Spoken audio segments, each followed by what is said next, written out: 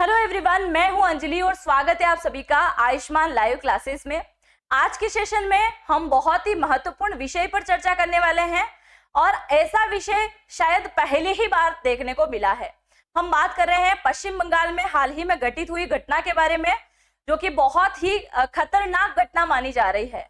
अब हो क्या रहा है, शिक्षक की भर्ती जो कि पश्चिम बंगाल के अंदर की गई थी, अब उसको घोटाले का नाम दे दिया गया है और कहा जा रहा है कि जिन शिक्षकों ने 7 साल पहले ज्वाइनिंग करी थी उनकी ज्वाइनिंग भी रद्द की जाती है और 7 साल से जो वो ज्वाइन कर चुके हैं, स्कूल में जाके जो वो पढ़ा रहे हैं और उन्होंने जो सैलरी उठाई है, चूंकि वो घोटाला हो चुका है और घोटाले के माध्यम से वो लगे हैं और उन्होंने जो सैलरी उठाई है वो पूरी की पूरी आपको ब्याज समेत फिर से लौटाना होगा। ये कोर्ट का आदेश है।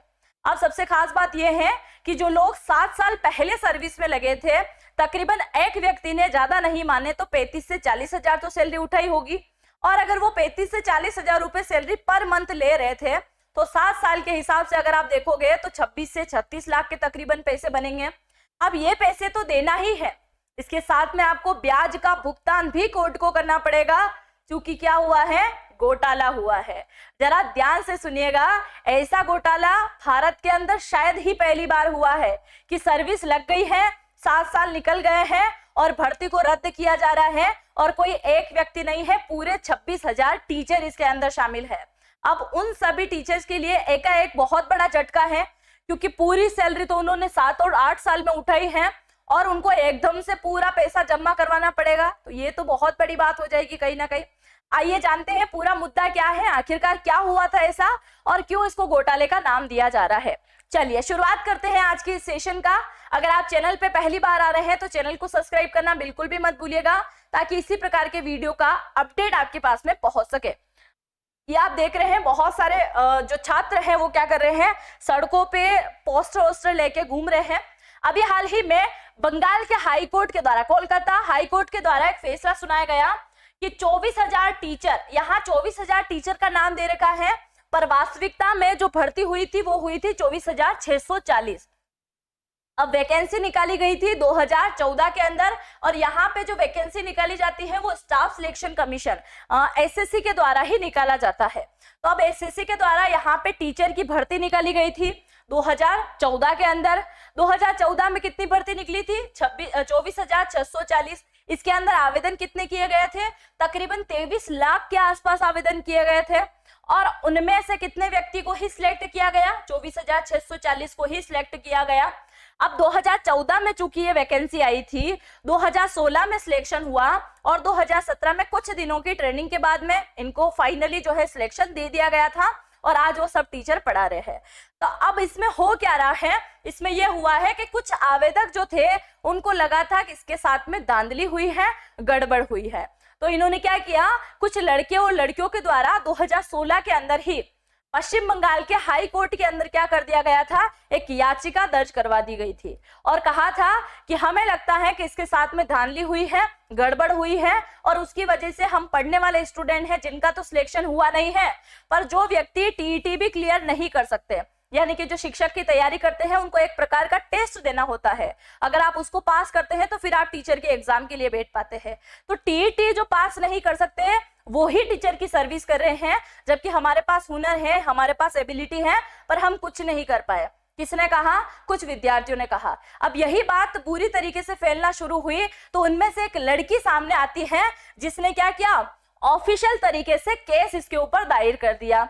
अब कौन आती है वो लड़की, तो 2022 में बबीता सरकार नामक की एक लड़की होती है, उसके द्वारा कोर्ट को कहा गया कि सर हमें लगता है यहाँ पे धांधली हुई है और गड़बड़ तो हुई है। विथ मैं क्या बोल रही हूँ, प्रूफ के अनुसार बोल रही हूँ, मेरे पास में इसका प्रूफ है, मेरे पास में इसका डेटा है और उसी के बाद में मैं बोल रही हूँ कि इसके अंदर 100% गड़बड़ी हुई है, 100% धांधली हुई है। भाई सरकार ने पूछा कि आपके पास में मतलब ऐसा क्या है आपको लगता है, कोर्ट के द्वारा पूछा गया तो कोर्ट में बबीता सरकार ने कहा कि बंगाल के एक मंत्री जी हैं जिनका नाम है परेश चंद्र, बंगाल के मंत्री है टीएमसी के, उनका नाम क्या है, परेश चंद्र नाम है। अब इनकी बेटी है अंकिता जो क्या है 61 नंबर लेके आती है और सर मेरे स्वयं यानी कि बबीता सरकार के कितने नंबर थे, 77 नंबर थे। अब बबीता सरकार ने बोला कि 2 राउंड में इसकी लिस्ट जारी होती है। पहला राउंड जब हुआ था तो मेरा नंबर था 20वां, मतलब 20वीं रैंकिंग मेरी आई थी, और दूसरी जो लिस्ट जारी हुई थी उस समय मेरी रैंक हो गई थी 21। कितनी हो गई थी?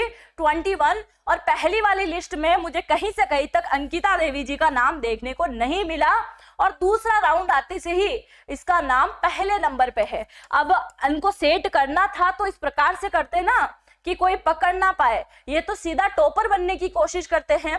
आप लोगों को याद होगा कि अभी एमपी में भी हाल ही में पटवारी के एग्जाम हुए थे, और पटवारी के एग्जाम के बाद में एक लड़की थी, पवार करके कुछ नाम था उसका, जब उससे इंटरव्यू में पूछा गया कि मध्य प्रदेश के अंदर कितने संभाग है, मध्य प्रदेश के पहले मुख्यमंत्री क्या है, तो वो जवाब नहीं दे पाई।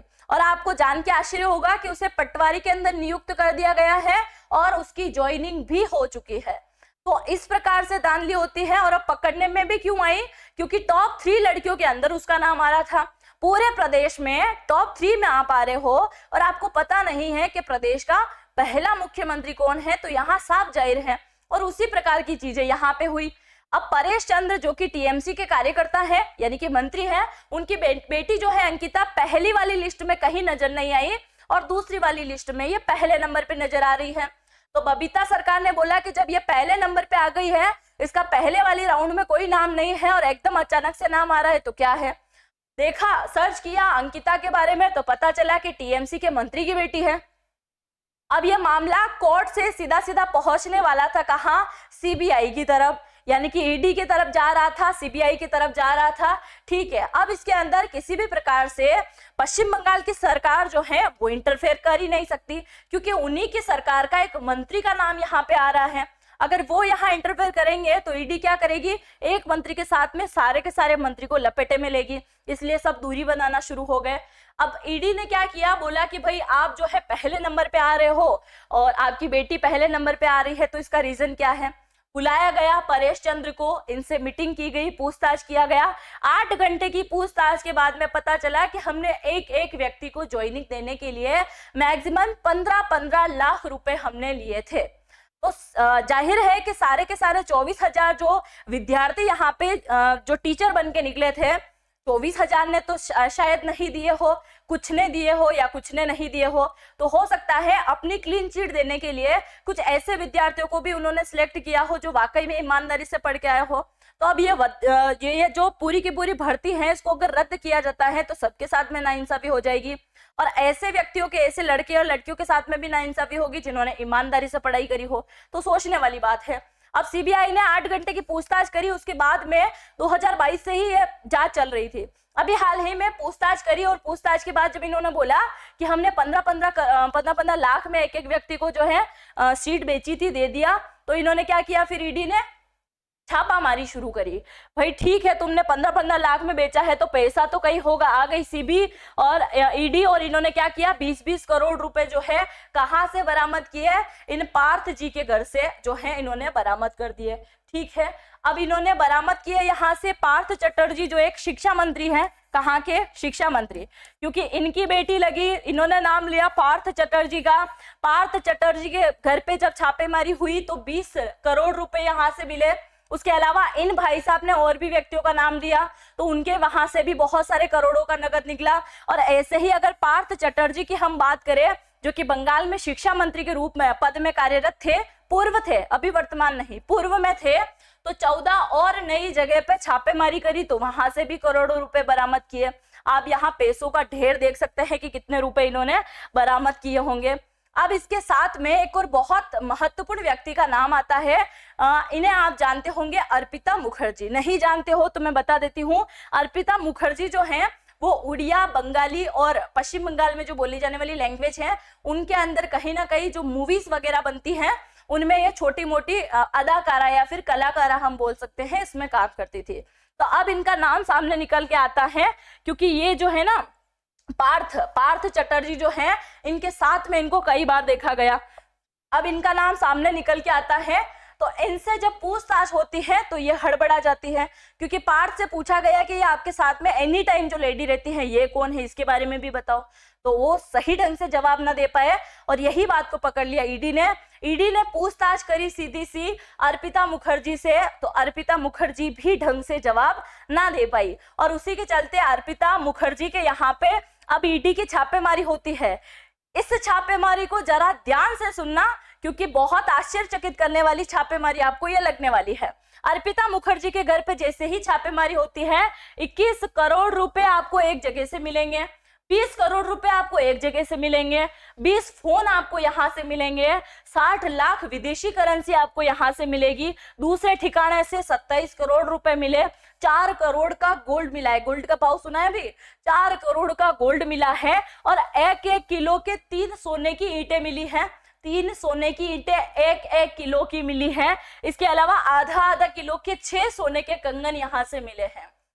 इतनी बड़ी चीजें तो ये सिर्फ दिखाने में है, इसके अलावा देखिए कई अन्य अलग अलग ज्वेलरी भी यहाँ से मिली है। कई सारे ऐसे आभूषण हैं जिनकी काउंटिंग भी नहीं है, ये तो सिर्फ भारी भारी दिख रहे हैं ना, तो इनकी काउंटिंग यहाँ पे की गई है। ये आप देख सकते हैं, है ना, जिनका नाम क्या है, मुखर्जी मैडम है, ये अर्पिता मुखर्जी। 2008 से 2012 तक ये ज्यादा चर्चा में नहीं थी, पर उसके बाद में पश्चिम बंगाल की सरकार यानी कि मुख्यमंत्री ममता बनर्जी के साथ में भी कई बार ये नजर आई है। अब इनसे पूछताछ की गई और उसके बाद में इतना सारा देखो आप कैश वगैरह मिला है और सोने के पैकेट तो ये पैक कर ही दिए गए हैं। बहुत सारा जो है घोटाले के बाद में सारी चीजें सामने आई। आप सोचिए कि नॉर्मल एक्टर्स जो कि उड़िया बंगाली लैंग्वेज में काम कर रही हैं, उसके घर में करोड़ों की संपत्ति मिलना कोई छोटी बड़ी बात नहीं होती है। सिर्फ 48 घंटे की छापेमारी चली और 48 घंटे की छापेमारी में इतनी सारी चीजें जो हैं इनको साथ में देखने को मिली है। कहा जाता है कि एक ऐसा अपार्टमेंट है जिनमें ये साथ में भी रहते हैं ना, ईडी के सूत्रों के मुताबिक दोनों का जॉइंट अपार्टमेंट भी है जहां पे ये साथ में रहना पसंद करते हैं, माफ कीजिएगा, साथ में रहना पसंद करते हैं। हाल ही में अब ये खुलासा लगातार जारी है और हाई कोर्ट पूर्व जज जो है यहाँ के जज शांतनु बंदोपाध्याय, उन्होंने कहा कि अभी तो शुरुआत है, इसके अलावा भी ऐसे कई सारे लोग हैं जो इस घोटाले के अंदर शामिल है। अब ये खबर जैसे ही ममता बनर्जी को मिली, ममता बनर्जी ने क्या बोला कि भाई साहब आप क्या करो, थोड़ा सा रुख चेंज कर लो, क्योंकि आपके साथ साथ क्या करोगे आप, ईडी का छापा मेरे घर पे भी पड़वा दोगे। तो इस चीज के चलते इनको बर्खास्त कर दिया गया है, अभी पार्टी से निकाल दिया गया है और बहुत सारे जो है कार्यकाल अभी चल रहे हैं।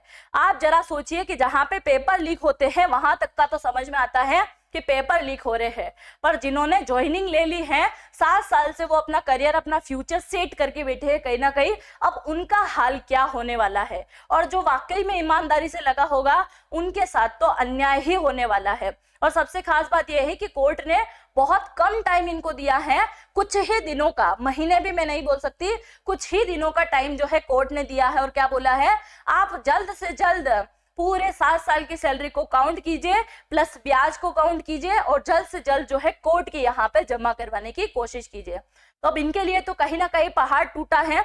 अब इसी चीज के चलते पश्चिम बंगाल की सरकार ने भी अपनी बयानबाजी करने में पीछे नहीं रहे। एक तो घोटाला किया इनकी सरकार ने, दूसरा ये बोलते हैं कि जब सभी टीचर यानी कि 24,000 टीचर की भर्ती रद्द कर दी जाएगी तो उन सभी स्कूल में जहां पे ये टीचर वर्तमान में कार्यरत थे वहां पे बच्चों की शिक्षा पे क्या इफेक्ट करेगा। सोचो आप जरा, जिनको बिल्कुल आता जाता कुछ है नहीं, उनका सिलेक्शन करवा दिया गया है और सोच रहे हैं कि बच्चों का क्या होगा। मतलब सोचने वाली बात है, बेशर्मी की भी हद होती है। कुछ टाइम पहले आप लोगों ने पश्चिम बंगाल का एक और क्षेत्र सुना होगा जिसमें मैंने ही आपको बताया था, उत्तरी फरगना का इलाका जो कि संदेश खालिस्तान है, जहां महिलाओं के साथ में एक आतंकवाद व्यक्ति हम बोल सकते हैं, शेख शाहजहां उसका नाम था, उसके जो द्वारा जो है पूरे इलाके में आतंक फैला रखा था। हर एक महिला उससे पीड़ित थी और कहा जाता है कि जैसे ईडी के छापे होते हैं ना, उस प्रकार से रातों रात वहां घुस के उसके आदमी जो होते थे वो महिलाओं को उठा ले जाते थे। 4-4 दिन तक उसके और उसके साथ में काम करने वाले कर्मचारी उनका रेप किया करते थे, उनको नोचते थे और फिर वापस घर पे भिजवा दिया करते थे। तो ये पश्चिम बंगाल की सरकार में बहुत सारी ऐसी चीजें हैं जो शायद आपसे छुपाई गई हैं और अब धीरे धीरे एक एक करके सामने आ रही है। पश्चिम बंगाल के अंदर ये केवल एक ही घोटाला नहीं है, इसके अलावा और भी कई घोटाले हुए हैं। जैसे कि नर्सिंग डिपार्टमेंट का हुआ था तो उसके अंदर भी हजारों की संख्या में पद आए थे, उनका भी अभी हाल ही में रिजेक्शन हो चुका है। तो ऐसी कई सारी वैकेंसी है जिनका रिजेक्शन हो रहा है। आप जरा कमेंट सेक्शन में ये करके बताइएगा कि जहाँ ईमानदारी से सर्विस लगा था अब उनका क्या हाल होगा, और क्या ये भर्ती रद्द होनी चाहिए या नहीं होनी चाहिए, या हाल ही में सरकार को या कोर्ट को अपना फैसला थोड़ा सा जो है कम करना चाहिए, बदलना चाहिए। बिल्कुल फेल के लिए तो मैं नहीं बोलूंगी, पर कम करना चाहिए या नहीं करना चाहिए, जो भी हो अपनी राय जरूर से कमेंट सेक्शन में लिख के जाइएगा। मुझे आप सभी लोगों के कमेंट का इंतजार रहेगा। जय हिंद, जय भारत।